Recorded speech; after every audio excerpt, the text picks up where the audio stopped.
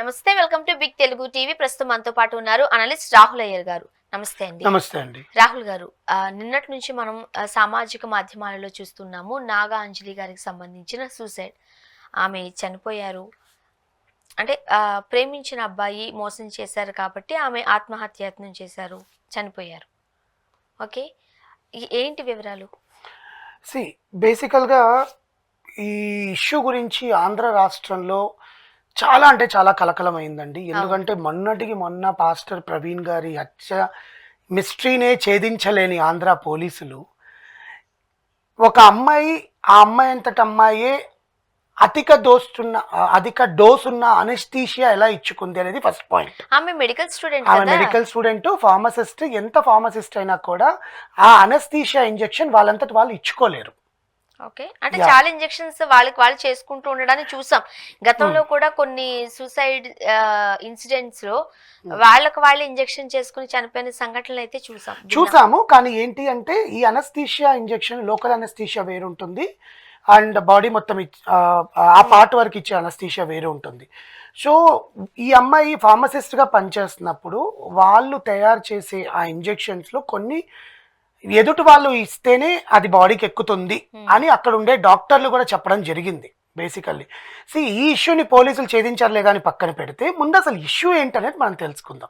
అందరికీ తెలిసిందే, గత 12 రోజుల నుంచి న్యూస్ పేపర్లలోను, టీవీలలోను, యూట్యూబుల్లోనూ వాళ్ళ తల్లిదండ్రుల ఆర్తనాదాలు. అనంతలక్ష్మి గారు, దుర్గారావు గారికి ముద్దుల పాప 23 ఏళ్ల నాగాంజలి రాజమహేంద్రవరంలో ఫార్మసిస్ట్గా ఫైనల్ ఇయర్ చదువుతోంది. యాక్చువల్గా అక్కడ ఒక హాస్పిటల్లో పనిచేసే మేనేజర్ దీపక్తో పరిచయం అయింది.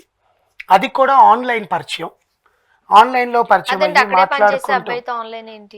అంటే ఇప్పుడు డేటింగ్ యాప్ల్లో మనకు డిస్టెన్స్లు కనిపిస్తాయి కదా, 10 metres, 100 metres, 15 metres. Dating app అదే హాస్పిటల్ కి సంబంధించిన ప్రెమిసెస్ లో ఆయన వర్క్ చేస్తున్నారని విన్నాగా. అదేనండి, అదే హాస్పిటల్ కి సంబంధించిన ప్రెమిసెస్ లోనే ఆయన వర్క్ చేసేది. కానీ ఆయన డైరెక్ట్ గా ఆమె చూసి ఫస్ట్ టైం ప్రేమించలేదు. ఏదో అంటే ఆఫీస్ కి సంబంధించిన వాళ్ళ కలీగ్ వాళ్ళ మ్యారేజ్ లో చూడడము, ఆ పర్సనే మళ్ళీ ఈ అమ్మాయితో డేటింగ్ యాప్ లో పరిచయం అవ్వడము, ఆ పర్సన్ ఈ పర్సన్ అని తెలుసుకోవడానికి ఒకసారి ఆఫీస్లో కలవడం. మనం డిస్కస్ చనిపోయిన అమ్మాయి గురించి, ఆ అమ్మాయి ఎలా పరిచయం అయిందో పక్కన పెడితే ఆ అమ్మాయి ప్రేమించి అతనికి ఆల్రెడీ పెళ్ళయి బిడ్డున్న విషయం తెలియకుండా అతను మేనేజ్ చేశాడు. ఆ అమ్మాయి 1 ఇయర్ బాబు ఉన్నాడంట, 1.5 ఇయర్ 2 ఇయర్స్ బాబు ఉన్నాడంట. దీపక్కి తెలియకుండా మేనేజ్ చేశాడు. ఈ అమ్మాయిని ప్రేమించి వలలో వేసుకున్నాడు. వీళ్ళిద్దరు కలిసి ఆ ట్రిప్పులకు తిరిగారు రాజమండ్రిలో. అమ్మాయి ఎందుకంటే అమ్మాయికి సంబంధించిన ఏలూరులో జింబుమల్లి అనే గ్రామానికి చెందిన అమ్మాయి 23 ఏళ్ళ అమ్మాయికి ప్రేమ అనే వలలో పడ్డాక అతనే సర్వస్వం. అతను లేకపోతే నేను ఉండను, నేను వాళ్ళ పేరెంట్స్ కూడా ఒప్పుకోమన్నారంట. అతన్ని ఇచ్చి నేను చెయ్యము అని వాళ్ళ పేరెంట్స్తో కూడా వాదిస్తే, లేదు నేను అతన్ని ఒప్పించి అతన్నే పెళ్లి చేసుకుంటాను, వాళ్ళ పేరెంట్స్తో నేను మాట్లాడతాను అని వీళ్ళమ్మ నాన్నకు అమ్మాయి చెప్పడము. వీళ్ళిద్దరి మధ్యన గత 1 ఇయర్ నుంచి గొడవలు జరుగుతూనే ఉన్నాయంట. 6 to 7 months ముందు నుంచి అమ్మాయి పెళ్లి చేసుకుంటావా చేసుకోవా, నాకు నీ మీద ఫీలింగ్స్ ఎక్కువైపోతున్నాయి. దట్టు అమ్మాయి 2 times అబార్షన్ అయింది ఇతని వల్ల. కావాలని అబార్షన్ చేయించాడంటే, ఇంట్లో తెలిస్తే బాగుండదు, ఇబ్బందులు అవుతాయి అని చెప్పడం. అండ్ ఆ అమ్మాయి దీపక్ దగ్గరికి వెళ్ళి చేసుకుంటావా చేసుకోవా అని ఒక 22వ తారీఖు 21వ తారీఖు అడిగితే వాడు నేను 23 వరకు నాకు టైం ఇవ్వు అన్నాడు.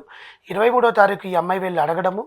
ఈ అమ్మాయి వెళ్ళి అడగంగానే ఆ దీపక్ అనే అతను, నువ్వు చస్తే చావు, ఏమైనా నాకు సంబంధం లేదు, అసలు నన్ను ఎందుకు ఇంత హింసిస్తున్నావు, నీ క్వశ్చన్ తెలుసా, నాకు పెళ్ళయింది, నాకు పెళ్ళై బాబున్నాడు అని అప్పుడు బయట పెట్టాడు. నేను కేవలం వాడుకోవడానికి మాత్రమే, నా తిరగడానికి, నాతో పాటు నా భార్యతో నాకు అటువంటి సుఖం లేదు, నీ నుంచి ఆ సుఖం పొందింది కాబట్టి అని డైరెక్ట్గా అమ్మాయితో చెప్పాడు. అమ్మాయి ఆ లెటర్లో అన్నీ పేర్కొంది. అమ్మాయి డైరీ, అమ్మాయి అదే ఆ ఫార్మసీకి వెళ్ళి, ఆ కాలేజ్లోకి వెళ్ళి అనెస్థీషియా ఇచ్చుకొని తను ఓవర్డోస్ ఇచ్చుకొని చనిపోయింది, ఆత్మహత్యాయత్నం చేసింది. ఆమె డైరీలో సూసైడ్ నోట్ కూడా లభించింది అని పోలీసులు డిసైడ్ చేశారు. అదే ఈ అబ్బాయి చెప్పిన నిజాలే ఇవన్నీ. పోలీసులు ఈ అబ్బాయిని పట్టుకున్న తర్వాత ఈ అబ్బాయి చెప్పిన నిజం ఏంటంటే, ఆ అమ్మాయి అంతటా అమ్మాయి ఇవ్వలేదు, నేనే అనెస్థీషియా ఇచ్చాను అని చెప్పాడు.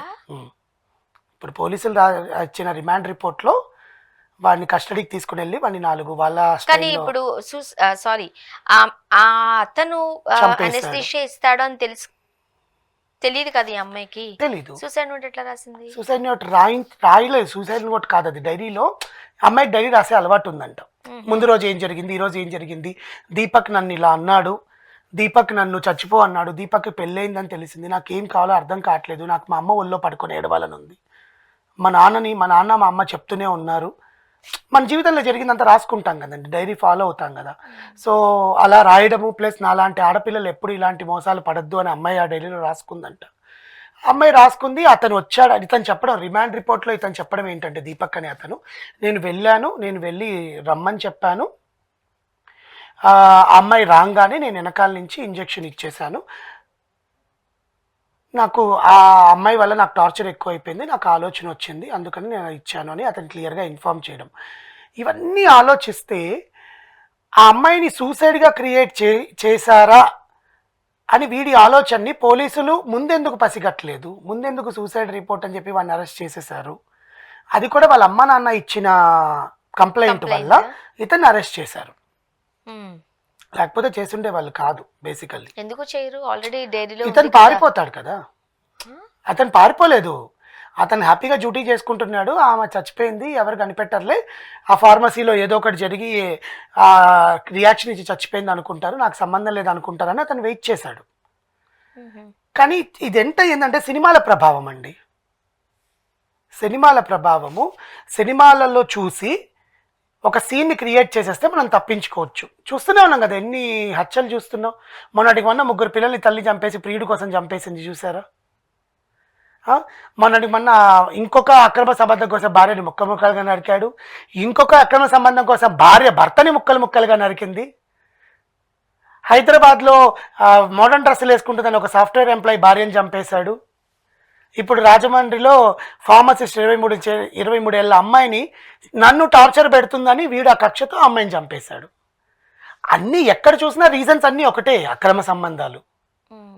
దాంతో బలయ్యేది ఇద్దరు ఆడవాళ్ళైనా మగవాళ్ళైనా ఎవరైనా. కానీ వాళ్ళ పేరెంట్స్కి ఆ కొరత ఎవరు తీసుకొస్తారు, కడుపు కోత ఎవరు తీరుస్తారండి. వీడిని అరెస్ట్ చేస్తారు, లోపలికి వేస్తారు, రిమాండ్ రిపోర్ట్లో మర్డర్ చేశారని వాడే ఒప్పుకుంటున్నాడు. కానీ బెయిల్ మీద బయటకు వచ్చి లాయర్లు తారుమారు చేస్తారు, డబ్బు ఎంత ఇచ్చినా తారుమారు చేస్తారుగా. ఇప్పుడు వాడి పిల్లం ఊరుకోదు కదా, కావాలని నా భర్తను ఇరికిచ్చారు, ఆ అమ్మాయి వాళ్ళలోకి వచ్చిందని మాట్లాడుతుంది. అతను ఒప్పుకున్నాడు. ఇప్పుడు డైరీ రాసి పెట్టింది అమ్మాయి అదే చెప్తున్నానండి. డైరీలో ఇప్పుడు నేను చాలా రాసుకుంటాను, డైరీలో అవన్నీ నిజాలు అవ్వాల్సిన పని లేదు కదా అని లాయర్లు వాదిస్తారు. ఇప్పుడు నీ తరఫున లాయర్ వాదించాలి అంటే నీ తరఫునే వాదిస్తాడు కదా, అమ్మాయిని తప్పని చూపించాలి కదా లాయర్. ఎవరినో బ్లేమ్ చేస్తూ రాయాల్సిన అవసరం ఎవరికి ఉండదు కదా. అది మానవత్వంతో మనం ఆలోచించే లాజిక్, చట్టం బుద్ధి అది కాదు కదా. ఇది ఏదో జరిగిపోదని ముందే ఊహించుంటే ఎప్పటి నుంచో రాయదు అట్లా అనుకుంటే వాళ్ళ వైఫ్ చెప్పేది ఏంటంటే చాలా కథనాలకి డైరీలు సాక్ష్యాలుగా నిలవలేదా, ఇప్పుడు చేస్తారు. కరెక్టేనండి. వాళ్ళ వైఫ్ ఇప్పుడు బయటకు వచ్చి ఏం చెప్తోందంట, దీపక్ వైఫ్, మా ఆయన్ని ఆమె వాళ్ళలో వేసుకుంది, ఎక్కడికో వెళ్ళి అదే వాళ్ళలో వేసుకుంది, ఆ అమ్మాయి క్యారెక్టర్ అదే, ఆ అమ్మాయి క్యారెక్టర్ ఇలాంటిదని, చనిపోయిన అమ్మాయి క్యారెక్టర్ గురించి వాళ్ళ వైఫ్ మాట్లాడుతుంది. దీనికి తోడు ఆ ప్రతిపక్ష నాయకులు వచ్చి, ఆ మేడం ఉన్నారు కదా శ్యామల మేడం, ఆమె వచ్చి గవర్నమెంట్ నిర్లక్ష్యం వల్లే అమ్మాయి చనిపోయింది అని మొదలెట్టింది. అసలు చంపింది వాడే ఒప్పుకున్నాడు, వాడిని పోలీసులు ఒప్పించారని భార్య మాట్లాడడం ఏంటి, చంద్రబాబు నాయుడు గారు చంపేశారని మాట్లాడడం ఏంటి. ఏది ఏమైనా ఒక అమ్మాయి చనిపోయింది అంతే, దానికి ఎవరు తీసుకురాలేదు, వాళ్ళ అమ్మ నాన్న కడుపు కోత ఎవరు తీయలేదు. 12 రోజులు వెంటిలేటర్ మీద ఉండి చనిపోవడం. అమ్మాయి చనిపోయింది కాబట్టి అమ్మాయి పేరెంట్స్ కోసం మాట్లాడుతున్నాం. దీపక్ పేరెంట్స్ పరిస్థితి ఏంటి, వాళ్ళు చెప్పారా కొడుకుని అలా చేయమని? అసలు భార్య చెప్పిందా, భార్యకు తెలుసా? ఏమంటారు, ఆ తల్లిదండ్రులు బయటకు వచ్చి తలెత్తుకునే పరిస్థితి ఉంటుందా? మనం అనుకుంటాం ఒక చోట ఏదైనా లాస్ అయిపోయింది అనుకో, అక్కడ మీదే మన కాన్సన్ట్రేషన్ అంతా వెళ్ళిపోతుంది, కానీ యువతల వైపు కూడా ఫ్యామిలీ ఉంటుంది. ఇప్పుడు చేసిన తప్పు దీపక్, వాళ్ళ పేరెంట్స్ ఏం చేశారు? నేను అదే చెప్తున్నానండి. ఇప్పుడు దీపక్ వాళ్ళ పేరెంట్స్ కానీ అండ్ నాగాంజలి వాళ్ళ పేరెంట్స్ కానీ ఇది ఇప్పుడు కోర్టుకి పోలీస్ స్టేషన్కి వెళ్ళే క్రమంలోనే ఆ కేసు అక్కడితో ఆగిపోదు. పోలీసులు చట్టం అంతా రకరకాలు చూసేసుకుంటారు. జరుగుతాయి. కానీ వాళ్ళ పేరెంట్స్ బయటికి వెళ్ళినప్పుడల్లా కూడా నీ కొడుకు హంతకుడు, నీ కొడుకు హంతకుడు అని వాళ్ళని అంటారు. మరి నీ కూతురు ఇంకొకటి వల్లో పడి సూసైడ్ చేసుకునే స్టేజ్కి మీరు తీసుకొచ్చారని వీళ్ళని అంటారు. అంటారు. ఇద్దరు జీవితాంతం భరించాల్సింది. దీపక్ పిల్లలు మీ నాన్న హంతకుడని ఆ బిడ్డని అంటారు. ఆ రోజు నాన్నలు చేయలేదని ఈ రోజు చేయబోతావా అని వాడి జీవితాంతం భరించాలి దాన్ని. అది వీళ్ళు ఆలోచించట్లా. అది సంగతి. చూద్దాం ఏం జరగబోతుందో. Thank you.